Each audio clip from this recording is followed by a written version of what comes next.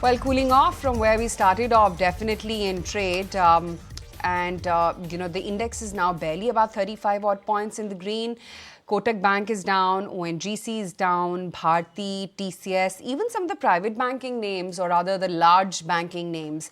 SBI mildly soft, ICICI Bank is completely flattened out, and Axis is now down about almost 0.5%. And to think of it, these were the only islands of safety yesterday. But Kunal is back with us to identify some of the chartbusters and trades as well. But Kunal, let's first start off with the chartbuster you've identified.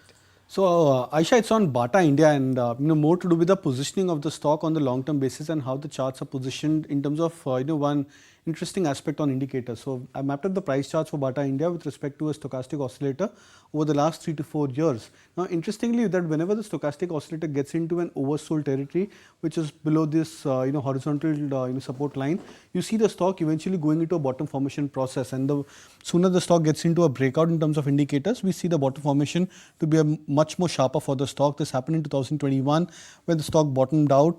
2022 end 23 start, where the stock took a lot of time to try and bottom out over here.